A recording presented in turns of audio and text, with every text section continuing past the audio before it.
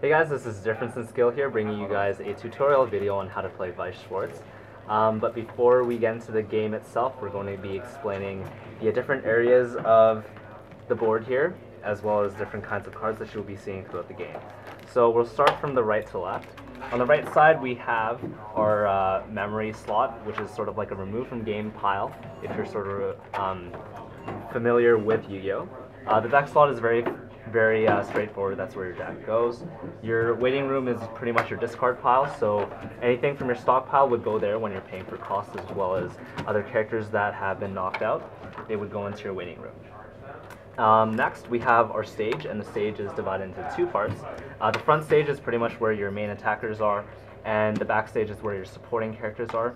And what supporting characters really do is that they generally pump up the other characters, giving more power and being able to inflict more damage in that sense. And your clock zone is pretty much where your damage is. Next, we're going to be moving to our level slot. The level slot determines what level of characters you're able to play, as well as the color that corresponds to what has been placed here. And the win condition of the game is you want to push your opponent to level 4. So once your opponent reaches to level 4, they pretty much lose the game. Your climax zone is where you play your climax cards, which will be explained later on in the video, and your stockpile is where your stock is, and stock is basically how you pay for things and effects throughout the game. So, before we get into the game itself, I have a little bit more explained to do on the different cards. So the first is our character card. At the top left, you can see the level as well as the cost. So the top number is the level, sorry, and the bottom is the cost. As you can see at the first text here, that's pretty much the flavor text, and below that is the effect of the card itself. The number, as you can see there, is the attacking power, and here is just the name of the card. And finally, at the bottom, two yellow slots, those are the traits that describe the character. Next is the event card. Event cards are unlike character cards. They pretty much just have their own effects. At the top left, you can see that there is a cost and level. So you can see that there's one cost, and you can play this when you're at level 3. And finally, we have our climax cards. There are different kinds of climax cards which will be shown later on in the game, but basically what they do generally is just add more power and add more damaging power, as in soul. And that's pretty much climax. Alright, so we will begin our game now. Alright, so at the beginning, both players will draw 5 cards.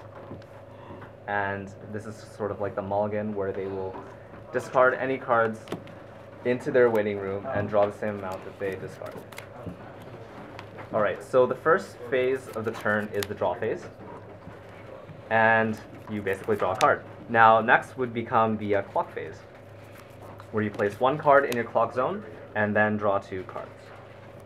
The clock phase is optional. You don't necessarily have to do it. Basically, if you're losing later on in the game, you might not want to put any cards in your damage zone. Next, we go to our main phase, when you can play your characters. So player 1 has placed a support character. You guys don't happen to have as well as 1 character for attacking. Now he will attack for 2 damage, and basically damage, if there's nothing in front of the character, it's always 2 damage unless a card effect says otherwise, or if the soul is already at 2, it would be doing 3. So he's going to trigger step, and he gets a climax here. So what these icons are more soul. So basically 2 is 2 damage, he'll be doing 2 extra damage, totaling to 4 damage. And the triggered card will go to the stockpile. Oh, okay. Face down. For the sheer, like, oh my god. And the opponent cancels. Basically what happens in a cancel is that if your opponent, after receiving damage, reveals a climax card as one of his damage cards, he does not take the damage, and everything is moved towards the waiting room. And thus ends player 1's phase. So, without further ado, play 2 clocks, draws 2 cards. You just kind of like, I'm here. I'm like, Places one card on the main stage and places a climax card. Now, before we move on any further, we're going to explain different kinds of climaxes. And there are different icons. So when this card is trigger checked, if your opponent, this little flame icon here by the way, if your opponent cancels the damage, they still have to take 1 extra damage. That damage can be cancelled. Damage can be cancelled. The whirlwind icon, pretty much when it's trigger checked, they have to bounce 1 card on the field back to their hand. Optional. Which is optional. The gate icon, when this is trigger checked, lets you take back 1 character from your waiting room. The sort of gold bag icon on this climax card, when this is trigger checked, is you have to move, or you, is it optional? All triggers are optional. Okay. You get to move 1 card up the top to your stock, as well as this card onto your stock. So you basically get another stock. The gold bar. The gold card, you add it to your hand when you're trigger checked, and then you stock 1 card. And finally, the book is when you trigger check this, you draw 1 card. Alright, so our player 2 has placed a climax card. Power here. Gives 2,000 power and plus 1 soul. Front. Why? For 2 damage. And player 1 has cancelled.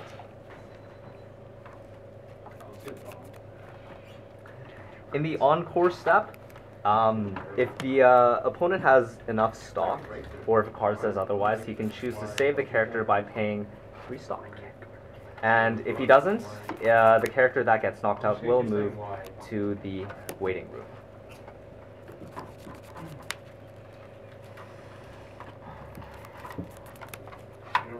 Player 1 draws. Clocks 1 card. And draws 2.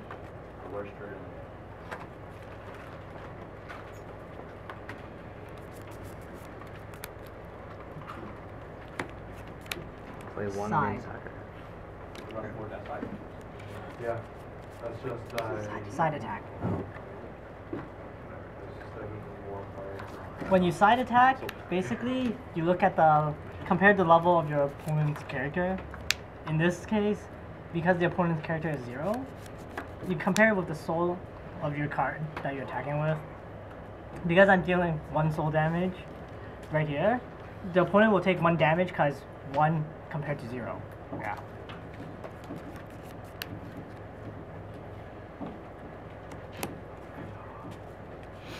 Okay.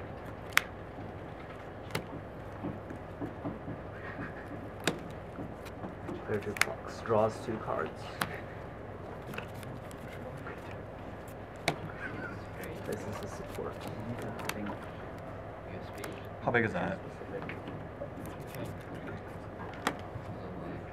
Plays Alright. another climax. Will attack for 2 damage. Player 1 cancels. Okay.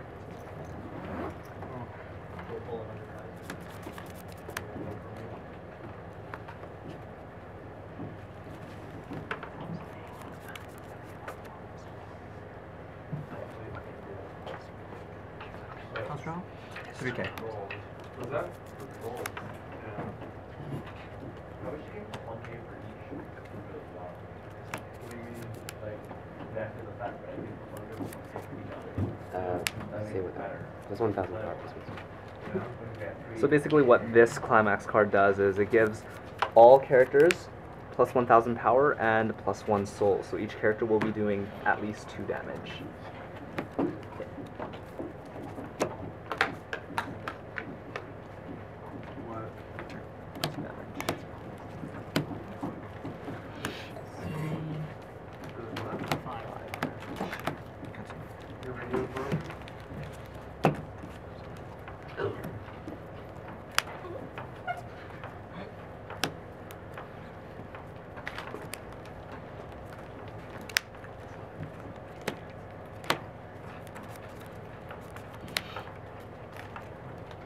Side. 1. I don't know what you decided, but all I know is that everything's going over the And basically, I should be able to explain that you can move your characters around in any sort of fashion that you'd like on the field, and you can do it as many times as you want. So during the main phase. Okay. Yeah, but then like there's so much relationships that matter. That's probably not. That's why like Richter. I just don't like hearing that in the sense that he can't attack. That's right. Why? 2, 3. As long as your whole field's not the jam, it's fine, right? I mean, it's happened, like, 1. happens more often than not, probably.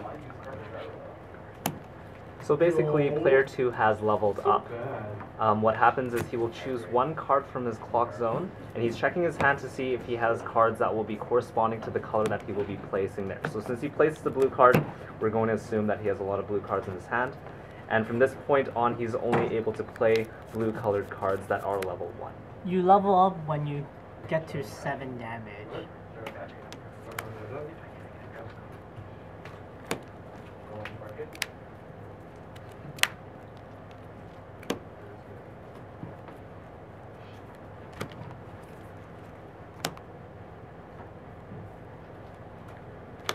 How big?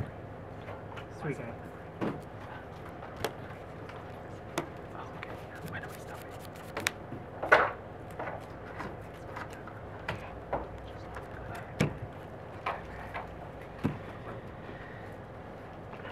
Let's go.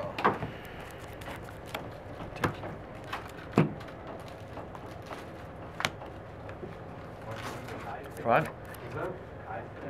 This whole thing. I know 3. why this one. Oh.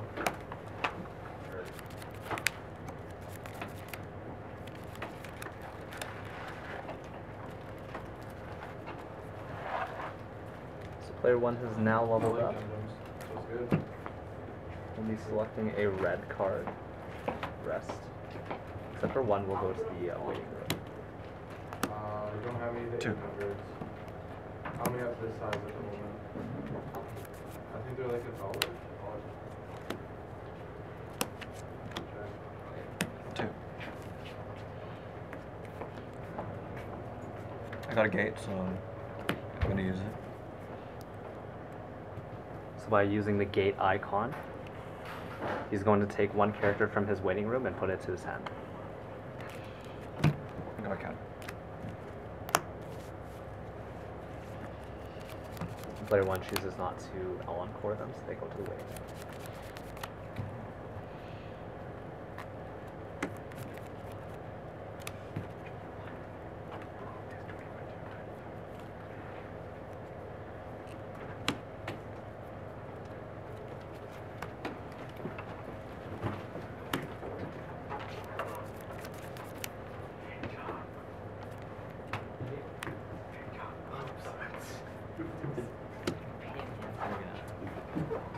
Oh, it's 6 kV years. Was that a double speed? Probably. Trigger first.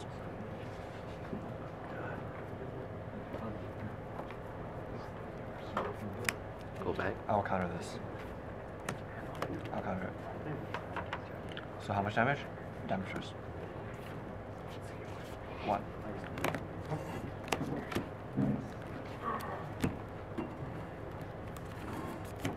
Six point five.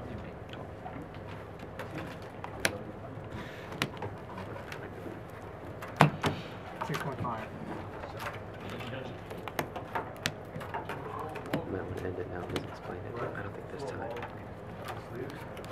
So, Basically, since the camera's sort of running out of memory here, I'm just going to explain what happens when you run out of cards in your deck. You don't lose, but what happens is something called a deck refresh, where you take your waiting room, shuffle it, and place it back onto your deck zone, and that becomes your new deck again. And basically, if you're in the middle of taking damage while you're doing a deck refresh, you will take the damage after you've refreshed, as well as take 1 damage Take 1 damage for refreshing. for refreshing. Okay. And it's uncancelable. That is uncancelable, yes. And that is all. And subscribe to us. Thank you.